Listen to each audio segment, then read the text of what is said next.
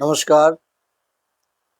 অনেকটা রাত হলো, তো কিছু কথা, কিছু বিষয় যেগুলো বারবার করে বলার চেষ্টা করছি যে তৃণমূল কংগ্রেসের 14 বছরের অপশাসন, দুর্নীতির কিছু তথ্য, কিছু বক্তব্য যা বারবার তুলে ধরিস, আজও তুলে ধরব।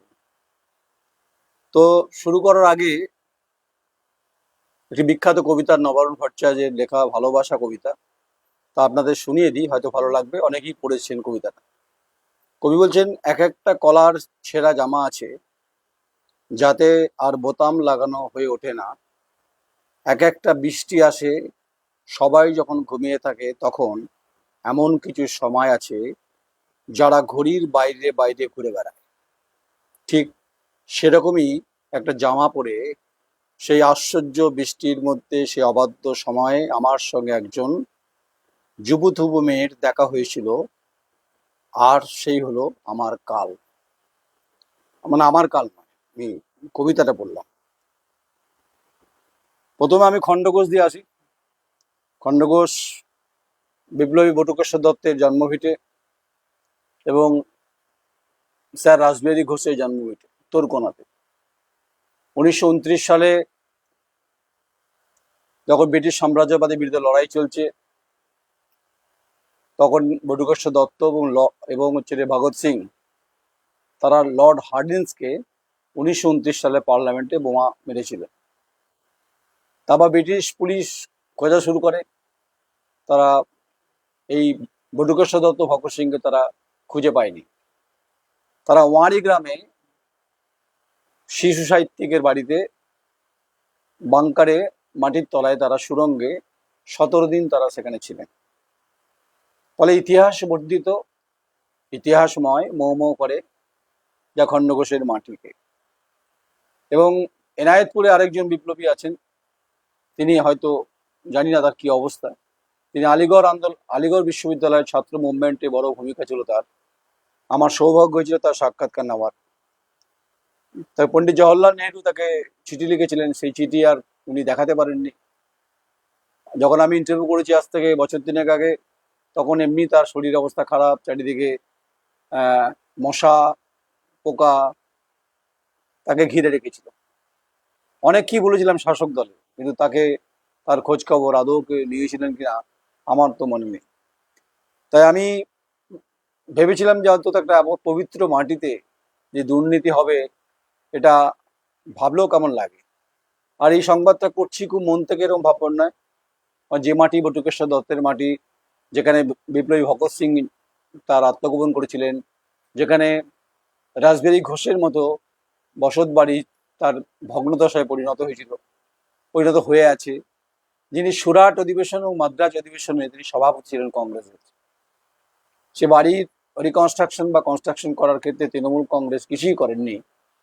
ওই অর্থ বরাদ্দ হয়েছে ঠিকই, একটা সামনে ওনার মূর্তি রয়েছে, কিন্তু সেই ওয়ারি গ্রামে বটুকেশ্বর দত্তের জন্মভিটে যেখানে, সেখানে একটি বিদ্যালয়, ওয়ারি উচ্চ বিদ্যালয়, ওটা দিয়ে শুরু করছি আমি। যে বামফ্রন্টের আমলে ভোকেশনাল কোর্স চালু হয়, তারপরে ক্ষমতার পরিবর্তনের সঙ্গে সঙ্গে সেখানে তিনজন শিক্ষক আছেন। দুজন শিক্ষক, একজন হাসানুজ্জামান, একজন শেখ মঈনুদ্দিন ফিরোজ, এবং তাদের সার্টিফিকেট জাল তারা মেদিনীপুর থেকে জোগাড় করেছিলেন।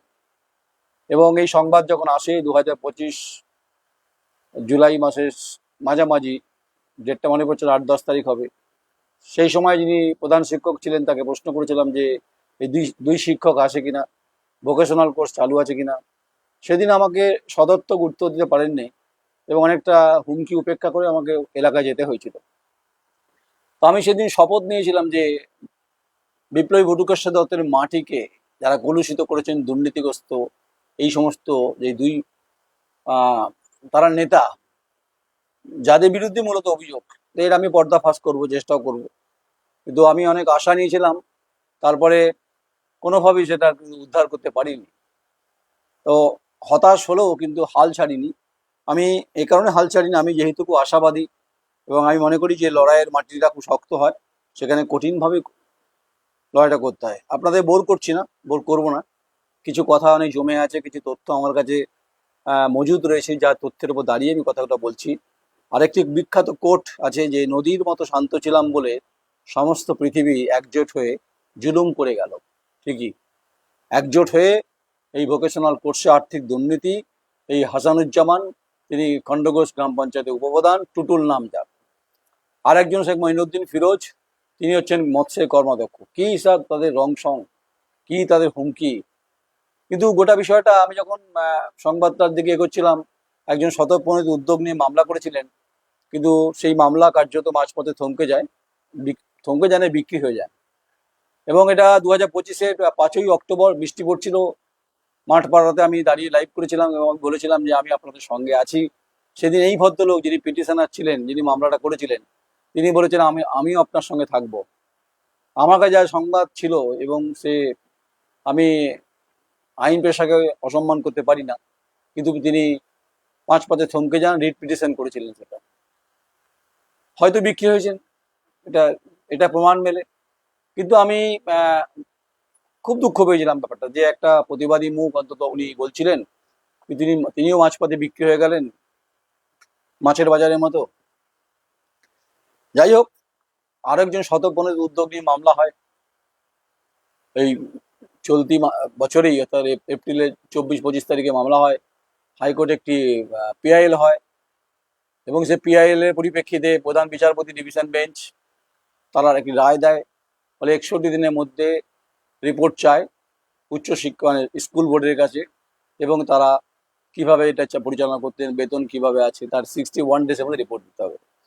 এখন সেই দুই নেতা এখন ইঁদুরের গর্তে লুকিয়ে আছেন। তারা বিভিন্ন জায়গায় চেষ্টা করছেন ভারতীয় জনতা পার্টি কাউকে ধরে যদি সেটিং করা যায়, কিন্তু সেটিং তো হবে না। লক্ষ লক্ষ টাকা লুট হয়েছে, বিভিন্নভাবে শিক্ষাকে পদদলিত করেছে, এবং হচ্ছে দুর্নীতিগ্রস্ত তারা এক একজন তালেবর, এবং তাদের বিরুদ্ধে আর্থিক তছরূপ আছে, অভিযোগ আছে, গ্রাম পঞ্চায়েতের ক্ষেত্রে আছে, পঞ্চায়েত সমিতির ক্ষেত্রে আছে। তো এরা তাহলে শিক্ষাকে কলুষিত করেছে, এই হাসানুজ্জামান, টুটুল এবং হচ্ছে শেখ মঈনুদ্দিন, নাম করে বলছে আজকে। যেহেতু জাজমেন্টটা হয়েছে, আরো হবে। আমিও দেখতে যাই, যে আমি বলছিলাম না যে যেটা দিয়ে বলছিলাম যে যে নদীর মতো শান্ত ছিলাম বলে সমস্ত পৃথিবী একজোট হয়ে জুলুম করে গেল, এটা অন্তত নয়ন রায় হতে দেবে না। তাই হাসানুজ্জামান, টুটুল আর শেখ মঈনুদ্দিন ফিরোজ, আপনাদের কপালে খুব দুর্ভোগ আছে কিন্তু। কারণ শিক্ষার পরিবেশ এবং দুর্নীতি, সার্টিফিকেটকে ম্যানিপুলেট করা এবং হচ্ছে ফর্জারি করা, এর হিসেব তো আপনাদের দিতেই হবে। সেটা আইন ব্যবস্থা, বিচার ব্যবস্থা ঠিক করবে, জাজমেন্টের পরবর্তী শুনানিতে ঠিক হবে। যখন 61 ডেজ যখন কমপ্লিট হবে, তখন নাট ফেল করবে আপনাদের। আমাকে অনেকবার চেষ্টা হয়েছে ধরবার, বিভিন্নভাবে, বিভিন্ন মাধ্যম দিয়ে, লাভ হয়নি কিছু, কারণ আমি লড়াইয়ের ময়দানে একটু সাংবাদিক। তো এটা গেল খণ্ডঘোষ। এবার একটু আসি হচ্ছে যে মন্তেশ্বর, আমার খুব চেনা মাঠ, চেনা ছক, চেনা ঘাস। তো ওখানে একজন তালেবর মাতব্বর ছিলেন, নাম বলি আজকে তার, আহমেদ শেখ হোসেন। আহমেদ আহমেদ বলেই পরিচিত, তিনি দাওয়াং। তিনি হচ্ছে মন্তেশ্বর পঞ্চায়েত সমিতির তিনি সভাপতি ছিলেন। তিনি ক্রিমিনাল অ্যাক্টিভিটির সঙ্গে যুক্ত ছিলেন, তিনি মাফিয়া রাজ চালু করেছিলেন। লোকের বাড়ি দখল, জমি জায়গা, বিভিন্ন ওয়াকফের প্রপার্টি লুট হয়েছে, এবং সিদ্দিকুল্লাহ চৌধুরীর সঙ্গে তার লড়াই হয়েছে। কিন্তু আমিও যেদিন জনাব সিদ্দিকুল্লাহ যদি মিছিল করে, সেদিন আমি ছিলাম ওখানে, সংবাদে সারতে গেছিলাম। দেখুন কি নির্মম পরিহাস। তিনি একটি মামলার জামিন নিতে কালনা কোর্টে গেছিলেন, তাকে পুলিশ অ্যারেস্ট করেছে, 14 দিনে তার জেলে পাঠাচ্ছে। এটাই হওয়ার ছিল, জানেন তো। আমি বলেছিলাম না যে আমি নয়ন রায় শেষ অবধি যাব, এবং আমি বলেছিলাম না যে আমি গণতান্ত্রিক অধিকারের পক্ষে এবং লক্ষ্যে।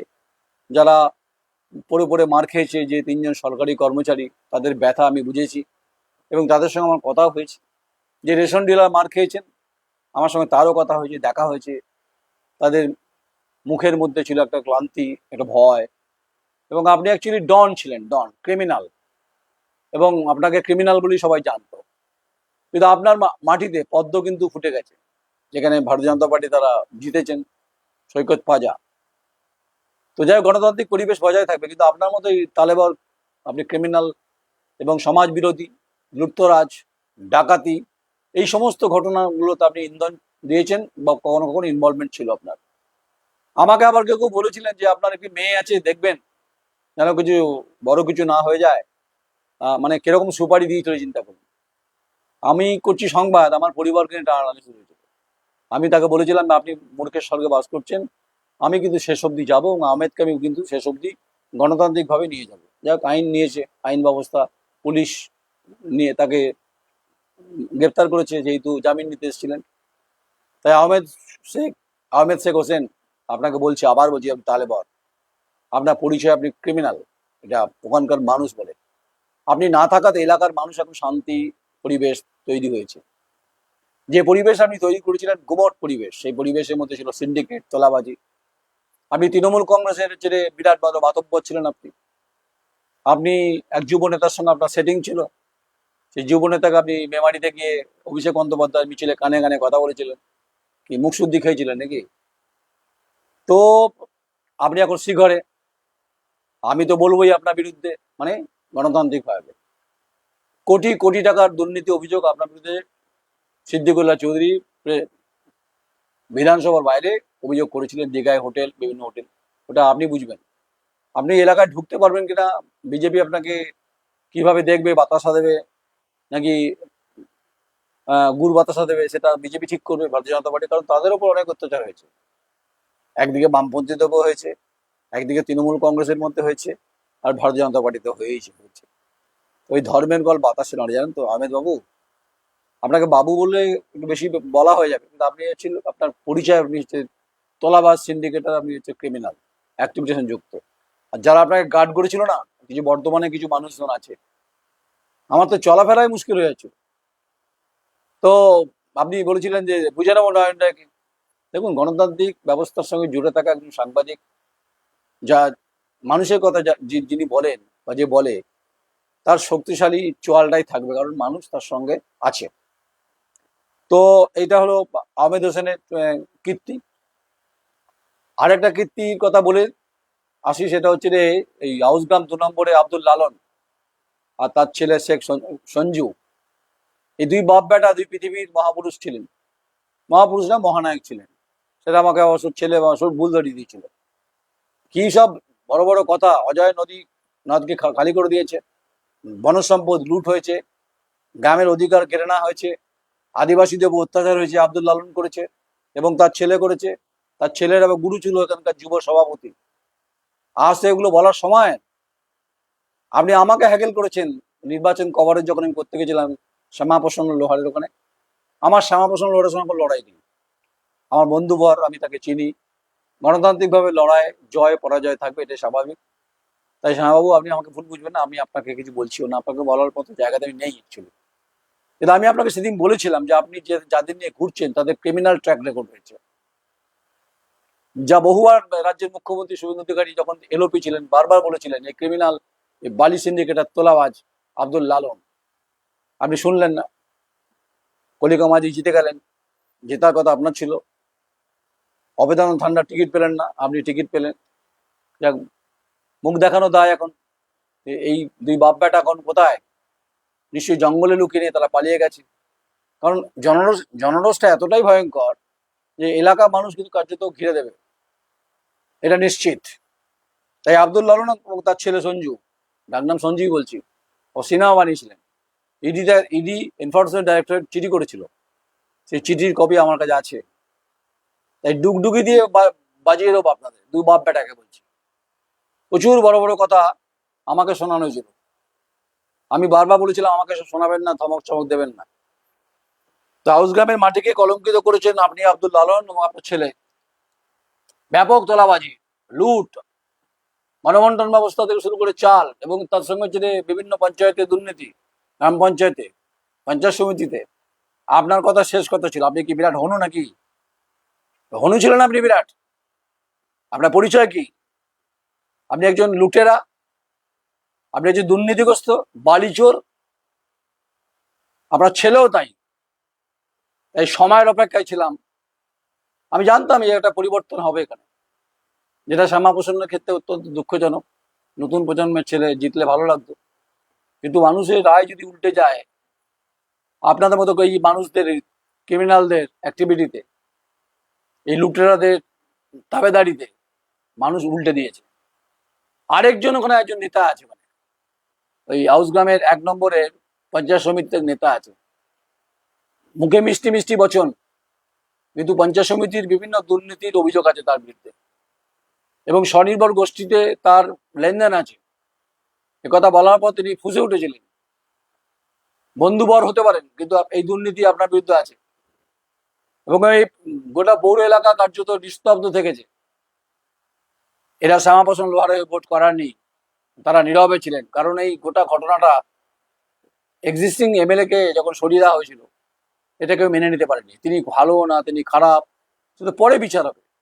এটাই তৃণমূল কংগ্রেসের সুপ্রিমো সব থেকে বড় ভুল সিদ্ধান্ত হয়েছে, এবং অভিষেক বন্দ্যোপাধ্যায় ভুল সিদ্ধান্ত যে এই সিটিং এমএলএ গুলোকে, সবাই নয়, অর্ধেক তো চোরে, দুর্নীতিগ্রস্ত চোরে ভর্তি। ঠান্ডার বিরুদ্ধে তো আর্থিক দুর্নীতি পাইনি, আমি ওরা বলছি না, কিন্তু তাকে তো যেতে হয়েছে। তাই ইতিহাস কাউকে কোনো ক্ষমা করেনি, ক্ষমা করে না, এটাই লেখা আছে বিধির বিধানে।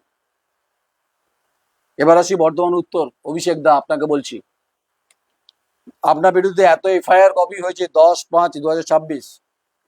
বিশ্বজিৎ ঘোষ অভিযোগ করেছে আপনি 7,000 টাকা নিয়েছিলেন তোলাবাজি। 14/5/2026 কৃষ্ণকান্ত ঘোষ, তার কাছে নিয়েছিলেন 8,000 টাকা। তারা গরিব মানুষ, নিরীহ মানুষ, টাকা নিয়েছেন। এবং আপনি যে বাড়িটা করেছেন তার পারমিশন আছে তো? খেতিয়া গ্রাম পঞ্চায়েতের কেস, ওখানে প্রধান উপপ্রধান ওই অশোক দত্ত আছে উপপ্রধান, তার বিরুদ্ধে অভিযোগ আছে। ওই যে ইকো ভিলেজ টানতে গিয়ে সব এড়িয়ে আসছিল সব। আপনার বাড়িটা তো বিরাট রাজপ্রাসাদ, আপনাকে আগের ওসি কেন গ্রেপ্তার করেনি? তিনি এখন মাধবডি চলে গেছেন। এই গ্রামের লোকগুলো যে কমপ্লেন করেছে অভিষেক দা আপনার বিরুদ্ধে, আপনি কি সাধু মহাপুরুষ নাকি? আপনি দুর্নীতিগ্রস্ত, আপনি আপনি মাফিয়ারা চালিয়েছেন, জমি লুট করেছেন, এবং ক্যানাল ডাইভার্সন করেছেন, মানুষকে হুমকি দিয়েছেন, চাঁদা তুলেছেন, আর এমএলএ চুপচাপ ছিল। আমি এমএলএ কে দোষ দেবো না, এর মালকিতারা হচ্ছে যে ভাতার বিধানসভার মধ্যে পড়ে। কিন্তু যে যে প্রজেক্টের ক্ষেত্রে যে হুমকি হামকা, জমি সম্পত্তি লুট, এই অভিষেক দা আপনাকে বলছি আমি, আপনি গ্রেপ্তার আপনাকে পুলিশ কেন করেনি?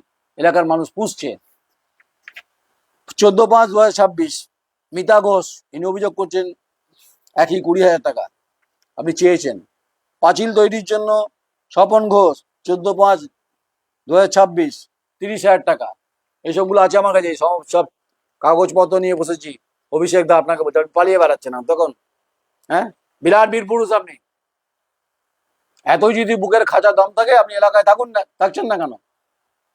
যেই তৃণমূল হেরেছে আপনি পালিয়ে গেছেন। মানে যদিও নিশীথ মালিক জিতেছেন, আমার নিশীথ মালিককে নিয়ে কোনো এই মুহূর্তে কোনো অভিযোগ নেই, আমি তাকে কিছু বলছিও না। তিনি হয়তো জানতেন না যে তাকে টিকিট না দেওয়ার পিছনে 2-3 জন কারিগর কাজ করেছে, যা নিশীথবাবু পরে বুঝতে পেরেছেন। আমার সঙ্গে নিশীথবাবুর সম্পর্ক খারাপ না ভালো সেটা বিষয় না, একজন জনপ্রতিনিধিকে আমি সম্মান সবসময় করার চেষ্টা করেছি, করবো। তাই আমার খারাপ লেগেছে গোটা বিষয়টাকে। এই সমস্ত চোরদের নিয়ে আপনি জানতেন না, এই চোর দুর্নীতিগ্রস্ত অভিষেক দা, রানা ভট্টা, কি নাম, আইএনটিটিসি তোলাবাজ, পলিউশন কন্ট্রোল মেশিনের বসাতে না দিয়ে তোলাবাজি, 1 লাখ পার মান্থ। পুলিশ কি করছিলেন সেই সময় তৃণমূল কংগ্রেস জমানায়? এখন পুলিশ অ্যাক্টিভ হয়েছে, শুভেন্দুবাবু বলেছেন, মুখ্যমন্ত্রী। গোটা শিল্পাঞ্চল পালিতপুর জুড়ে তোলাবাজি হয়েছে। শ্রমিকদের যে প্রাপ্য টাকা, যে বোনাস, যে ইপিএফ, যা শ্রম দপ্তরের শ্রম কোডের যা নিয়ম, সেগুলো আছে, হয়নি। ওখানে মারা গেছে শ্রমিক, সে সংবাদ করতে গেছি, সে বিরাট হুমকি। ওই শ্রমিক নেতা বিরাট মাতব্বর, আপনিও পালিয়ে গেছেন। 14/5/2026 অষ্টম ঘোষ, 8,000 টাকা তিনি অভিযোগ করেছেন, এফআইআর করেছেন। 14/5/2026 সৌমেন ঘোষ, 25,000 টাকা, 25,000 টাকা। 14/5/2026 উজ্জ্বল দাস, তার লাইনের টাকার জন্য, গ্যাস লাইনের জন্য 10,000 টাকা, কত, একক, দশক, শতক, অযুত, হাজার, 1 লাখ। এই সব টাকা ফেরত দেবেন তো? 1,30,000 দেব কি? ভাগ্যবতী বাঘ, তার কাছেও নিয়েছেন, কাউকে ছাড়েননি আপনি। সৌমেন ঘোষ 2,500 টাকা 10/5/2026 দেয়ানদিঘি থানায় এফআইআর করেছেন তার বিরুদ্ধে। কেন অ্যাকশন নেওয়া হয়নি? দেয়ানদিঘি থানাতে এতগুলো এফআইআর যাওয়ার পর নতুন ওসি এসেছেন, আপনি কি জানেন? আপনাকে তো গ্রামবাসীরা এই সমস্ত কপি দিয়েছে, এবং আমার কাছে যা কপি আছে, প্রায় আরটিআই ফারটিআই যা আছে, তাতে কেউ বেরোতে পারবেন না এখান থেকে। মানে দুর্নীতির প্রশ্নে। এই তো সব আছে আমার কাছে। এবং এই সমস্ত কাগজ আমাকে চ্যালেঞ্জ করেছিলেন না যে আপনি ইকো ভিলেজের বিরুদ্ধে আপনি হাত ধুয়ে লেগে পড়েছেন, আপনি আমশুদ্ধি চেয়েছিলেন, প্রমাণ করতে পারবেন আমশুদ্ধি চেয়েছিলাম? কোথাকার মাতব্বর আপনি শিবশঙ্কর ঘোষ দিয়ে আমাকে হুমকি দেওয়া করেছিলেন, সেই কল রেকর্ড তো সবাই দেখেছে। আরেকজন আছেন এই প্রজেক্টে, তার ক্যাসেট রেকর্ড তো আমার কাছে আছে, আমি কল রেকর্ডে চালাইনি। সময়ের সঙ্গে সঙ্গে পরতে পরতে বুঝিয়ে দেবো আমি কে। আমি মানুষের প্রতিনিধি, আমার নাম নয়ন রায়, সারা বাংলায় আমি বিরাজিত। আমি আমার সীমাবদ্ধ ক্ষমতার মধ্য দিয়ে যে কথাগুলো মানুষের, সেগুলো আমি বলার চেষ্টা করি। তাই ভাববার কোনো কারণ নেই যে আমি বিজেপির হয়ে কথাগুলো বলছি। শুনুন, আপনারা আমার ট্র্যাক রেকর্ড হয়তো জানেন না, কিন্তু আপনাদের বলি, যখন বামফ্রন্ট মধ্য গগনে, তখন সেঙ্গুন নন্দীগ্রামের সংবাদ আমি ধারাবাহিকভাবে করেছি, এটা আমার ক্যারেক্টার। আর যখন তৃণমূল কংগ্রেস যখন মধ্য গগনে, তখন কিন্তু আমি ওই শপথের দিন থেকে 2011 সালে ধারাবাহিক সংবাদ দুর্নীতির বিরুদ্ধে করেছি। আমি ভয় ভয় পারলো সাংবাদিক নই, আমি অন্তত চুরি করে সাংবাদিকতা করতে আসি না, আমি করিও না অন্তত। আর এই রইল হচ্ছে নতুন বিজেপি সরকার, তাকে সময় দিতে হবে।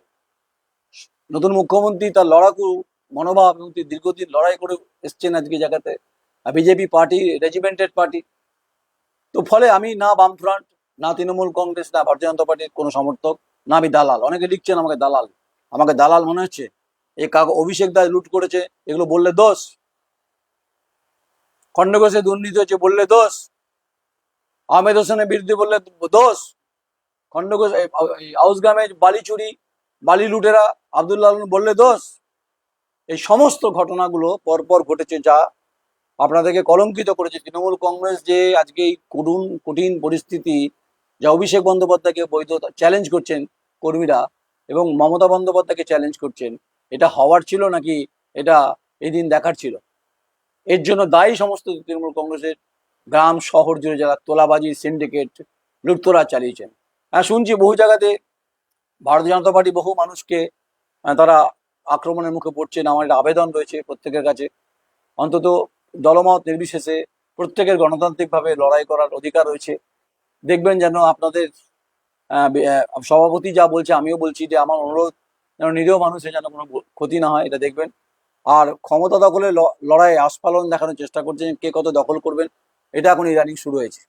এই দখলটা তো পরের প্রশ্ন, কে দখল বালি নেবেন, কে কয়লা নেবেন, কে কালি নেবেন, এসব তো শুভেন্দুবাবু বরদাস্ত করবেন না।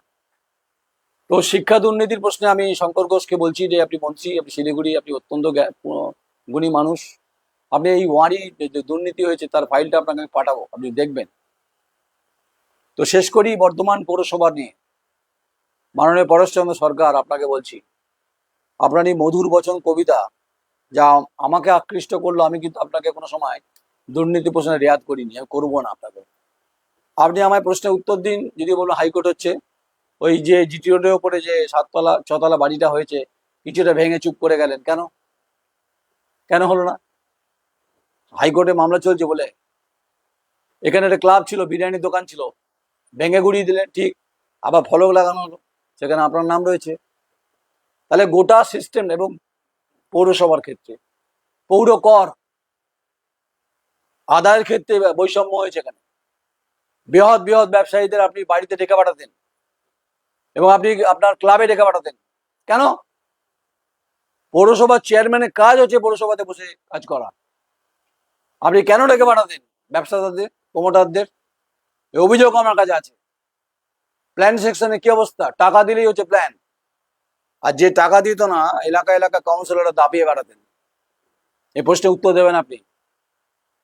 আপনাকে যেতে হবে বয়সের সন্ধিক্ষণের সঙ্গে সঙ্গে ক্ষমতা থেকে, এটা নিয়ম, বেশি দিন ধরে রাখা যায় না।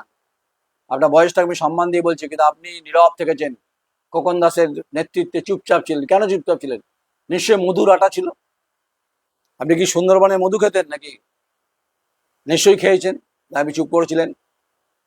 এখন আপনার দিকে তাকানো যাচ্ছে না, তাকানো যাবে না। তো দুর্নীতি হয়েছে, এই দুর্নীতির আমসত্ত্বে আপনি ভাগ পেয়েছেন, এই অভিযোগ সবাই করছেন, তৃণমূল কংগ্রেসের অন্দরে অনেকে করছেন। প্রশ্ন উত্তর দিন। সুডা ট্রেনিং প্রাপ্ত ছেলেমেয়েরা কেন কাঁদতে কাঁদতে তারা চাকরি পেলেন না? প্রত্যেকটা ওয়ার্ডে আপনি তৈরি করেছেন যে স্বাস্থ্যকেন্দ্র, প্রাথমিক স্বাস্থ্যকেন্দ্র, সেখানে তাদের যে চাকরি পাওয়ার কথা।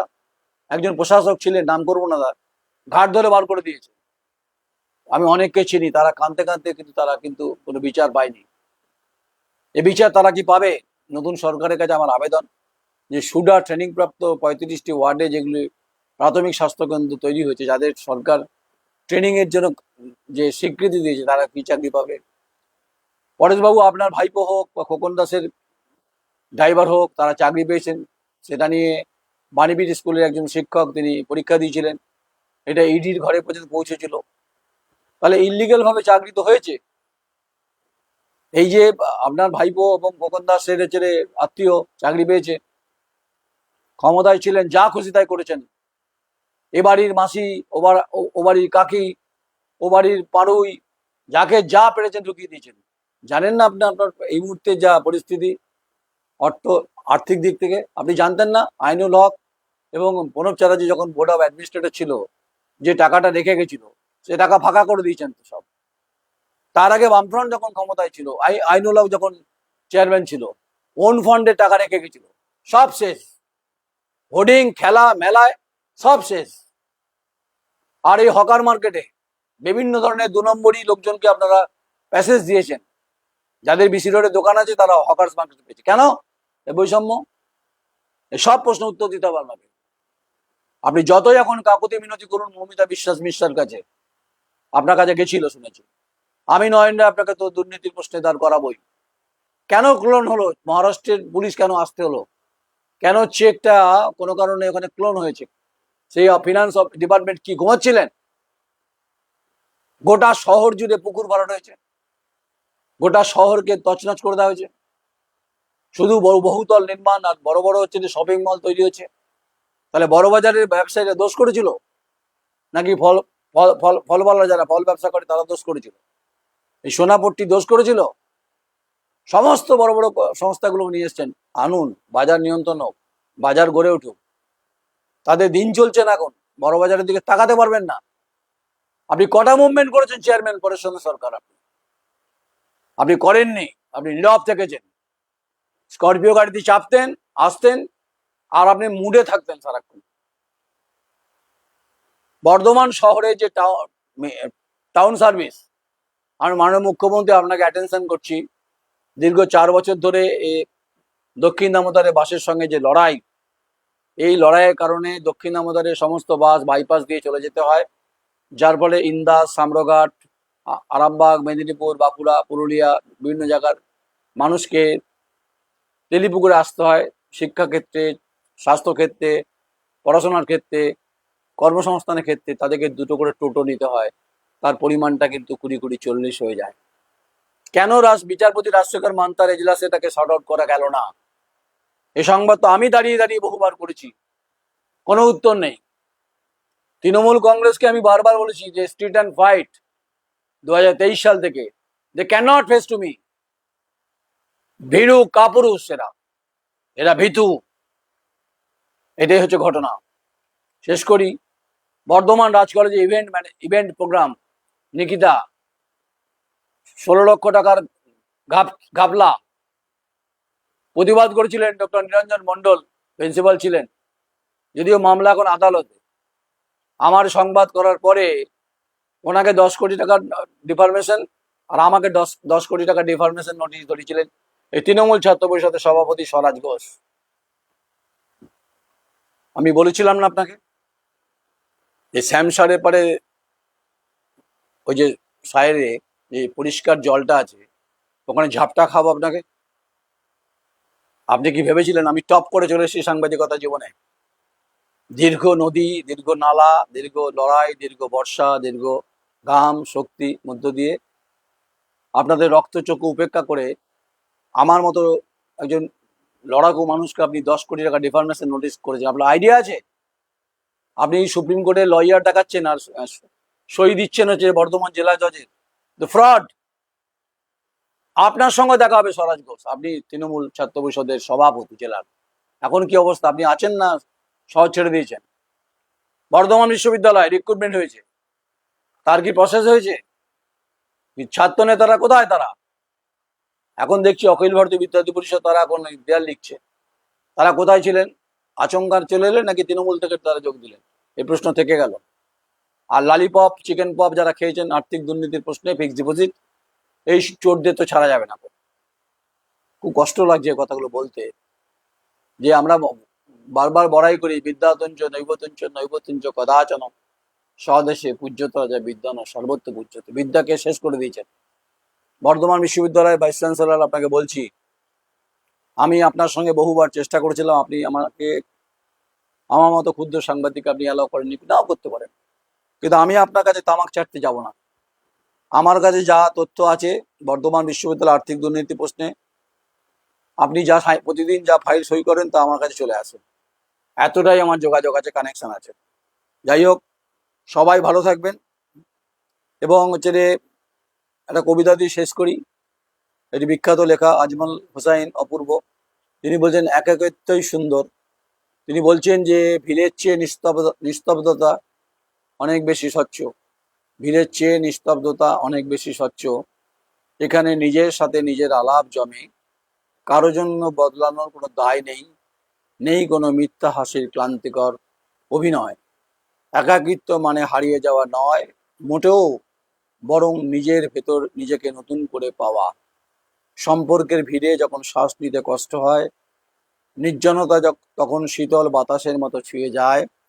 মানুষ তো একলাই আসে একলাই ফেরে, তাই এই নির্জনতাই হলো আত্মার আসল ঘর, এটাই বাস্তব। আমি নিঃসঙ্গ ছিলাম, একা ছিলাম। লড়াইয়ের ময়দানে আমার কিছু সহকর্মী ছিল, কিন্তু কঠিন ছিল। আপনাদের বলছি, আমি জানি না এখন আমি কতদূর যেতে পেরেছি, কতদিন থাকবো সেটা বলতে পারবো না, কিন্তু আপনাদের দায়িত্ব নিয়ে বলছি। আমি নয়ন রায়, গোটা দেশ যখন ভয়ঙ্কর অবস্থায় অপারেশন সিন্দুর, সেই সময় আমি আমার সহকর্মী সমীর দফাদারকে নিয়ে আমি সেই সময় কাশ্মীরে নিজস্ব পকেটের পয়সা খরচা করে অন্তত 5 দিন কভারেজ দেখেছি, ড্রোন হামলা দেখেছি। আমাকে সব শেখাবেন না, জ্ঞান দেবেন না। আমি 2019-এর পুলওয়ামা অ্যাটাকের সময় আমি ওখানে ছিলাম, বাড়িয়ে বলছি না, সব ইউটিউবে দেওয়া আছে। আমি বারবার করে মহারাষ্ট্রে মুম্বাই ছুটে যাই 26/11 কভারেজ করতে। আজও দর্দনাক যে সমস্ত ঘটনা যে হয়েছিল আজমল কাসবদের নেতৃত্বে, এবং সেই স্মৃতিসৌধ লালপট্টি লাল চকে যেখানে তুকারামে যেখানে মূর্তি রয়েছে সেখানে যাই, শ্রদ্ধা জানাতে যাই। কামা হসপিটালে যাই, সুন্দরী ব্রাহ্মণ এখন হেড নার্স ছিলেন, রিটায়ার করে গেছেন। এবং যিনি ঝাঁঝি, যিনি প্রথম দেখেছিলেন আজমল কাসবকে, এগুলো আমার সাংবাদিকতার ঝুলিতে আছে। আমি বুম ধরে সাংবাদিকতা করি না, আমি আমার যা বলি আমি বুকের খাঁচা নিয়ে বলি, আমি মনে করি এটাই বলা উচিত। তাই অনেকগুলো ঘটনার সঙ্গে বললাম, অনেকগুলো মেঘ আমার কাছে জমেছিল, সেই মেঘগুলো আস্তে আস্তে করে পরিষ্কার করলাম, আরও পরিষ্কার করব। আরও অনেক ডিপার্টমেন্টকে আমার ধরার আছে, ধরবো। কারণ আমি যখন ধরি, দেখুন, আমি অবশ্যই তথ্য নিয়ে উপর দাঁড়িয়ে কথা বলি। তাই আমাকে যারা ধমক চমক দেওয়ার চেষ্টা করছেন তারা করবেন না। আমি কিন্তু কাউকে ছেড়ে কথা বলবো না। যেমন আমি ছেড়ে কথা বলবো না ভারতীয় জনতা পার্টির কর্মীদের যে আস্ফালন এবং কর্মীদের যে মনোভাব এবং দখলদারি যে রাজনীতি, যা ঘটনা আমার কাছে আসছে, প্রতিদিন ভিডিও আসছে, তা আমি কোনোভাবে বরদাস্ত করবো না সাংবাদিক হিসেবে। তাতে হয়তো সরকার পক্ষ হয়তো আমার উপর রুষ্ট হতে পারে, কিন্তু এটা আমার ক্যারেক্টার। তাই বিধানসভাতে যেমন সরব হব, বিধানসভার বাইরেও সারা বাংলায় যেখানে দুর্নীতি হবে সেখানে যাব। আমাকে দালাল বা ভাবার কোনো কারণ নেই, দালাল বলার চেষ্টাও করবেন না আপনারা। আমি বলছি বলে দুর্নীতিগুলো ওপেন হচ্ছে, নাহলে কিন্তু ধামাচাপা পড়ে যেত। আর আমাকে এই বড় বাজারে খাসি পাটার মতো দর করবেন না, আমি বিক্রি বাটা সাংবাদিক নই। বেঁচে থাকার জন্য যতটুকু দরকার নুন ডাল ভাত, সেটা খেয়ে বেঁচে আছি। এই চোরেদের পয়সা হাত দেওয়া পাপ। আপনাদের জেলখানা দেখুন, এই নতুন সরকার বলছে জেলখানা বাড়াতে হবে, কারণ প্রচুর তৃণমূল কংগ্রেস নেতা যারা পালিয়ে পালিয়ে বেড়াচ্ছে সব জেলে যাবে। এটা মুখ্যমন্ত্রী বলছে, আমি বলছি না। পুষ্পা ঝুঁক গেয়া, পুষ্পা ঝুঁক গেয়া। আপনারা অনেকে ঝুঁকবেন। বর্ধমানে আছে 5 নম্বর ওয়ার্ডে আবাস যোজনার টাকা লুট। আমার কাছে 12 জনের নাম আছে, তাদের টাকা 2 লক্ষ টাকার ওপরে। সে টাকাটা অন্য এক মাতব্বরের কাছে চলে যেত, ওখানকার যুব সভাপতির কাছে, এবং সেখান থেকে আরো 1-1.5 লক্ষ টাকা দিয়ে সে তোলাবাজি করতো। আজকে পৌরসভায় ফোন করেছিলাম, আবাস যোজনা দায়িত্বে ছিলেন তিনি, বলছে আপনি আসুন। কেন আসবো আমি আপনার কাছে? এই সমস্ত মানুষগুলো অভিযোগ করেছে। আরো অনেক কথা আছে, অনেক কথা বলবো, স্বাস্থ্য ব্যবস্থা নিয়ে বলবো। এবং স্বাস্থ্য ব্যবস্থার ক্ষেত্রে প্রাইভেট মেডিকেল কলেজে একটা বিরাট দুর্নীতি আছে, সেটা মাঝখানে হাফ ডান ছিল, সেটা ফুল ডান করব। আর আমাকে যদি কিছু করতে হয় বলবেন, আমি মুখ্যমন্ত্রীর কাছে অ্যাপিল করবো যে অন্তত সার্বিকভাবে দুর্নীতির তদন্ত হোক, সে বর্ধমান বিশ্ববিদ্যালয় হোক, পৌরসভা হোক। হোম থিয়েটার বানিয়েছেন না পরেশবাবু, পরেশচন্দ্র সরকার চেয়ারম্যান মহোদয়, হোম থিয়েটার সলিড ওয়েস্ট ম্যানেজমেন্টের টাকায় আপনি আপনি করেছেন, এর জবাবটাও দেবেন আপনি। অমৃত প্রকল্প কার? অমৃত প্রকল্পটা হচ্ছে যে কেন্দ্রের প্রকল্প, সেটাও কিন্তু কার্যত আপনি পাস কাটানোর চেষ্টা করেছেন। আপনারা দাবি করেছিলেন ওই টাকা আপনাদের, না আপনাদের টাকা নয়, এটা ও টাকা সেন্ট্রাল গভর্নমেন্টের টাকা। মানে এতটা হচ্ছে রে চারিদিকে যা ঘটেছে, হ্যাঁ, এগুলোর ক্ষমাহীন অপরাধ। এই অপরাধের কোনো ক্ষমা নেই।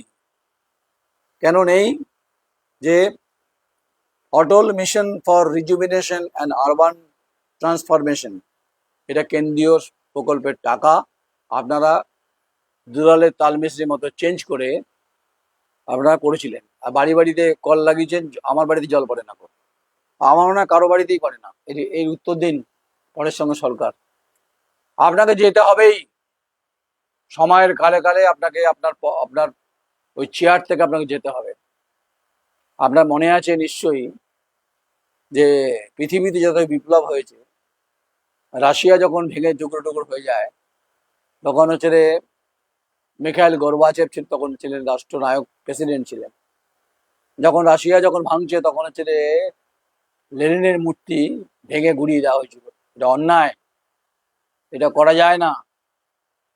তাই পশ্চিমবঙ্গে যেমন বহুত্ববাদ আছে, পশ্চিমবঙ্গে যেমন শিক্ষা দীক্ষা সংস্কৃতি বিজ্ঞান গুরুত্বপূর্ণ, তিনি পশ্চিমবঙ্গের ভাষাও গুরুত্বপূর্ণ। এই তৃণমূল কংগ্রেস ভাষাকে কলঙ্কিত করেছে এবং দালাল রাজ তৈরি করেছিল। এই ব্যাপারে আমার আবেদন, শুভেন্দুবাবু, আপনি মুখ্যমন্ত্রী, আপনার প্রতি আমাদের আস্থা রয়েছে, গণতান্ত্রিক ব্যবস্থার সঙ্গে জুড়ে থাকা চেষ্টা করবেন। আর আরেকটা আবেদন করি যে, এবং যারা জেলায় কাজ করেন ক্ষুদ্র সাংবাদিক, আমি সবার জন্যই বলছি, তারা খুব ভালো নেই, তারা ভালো নেই।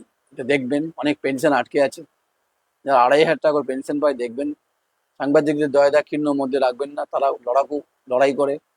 আর যারা মমতা বন্দ্যোপাধ্যায়ের সঙ্গে যে সমস্ত মাতব্বরা ঘুরে বেড়াতেন, আজ তারা পাল্টে খাচ্ছেন, চেষ্টা করছেন আপনার কাছে, আপনার দলে ঢুকে পড়বে।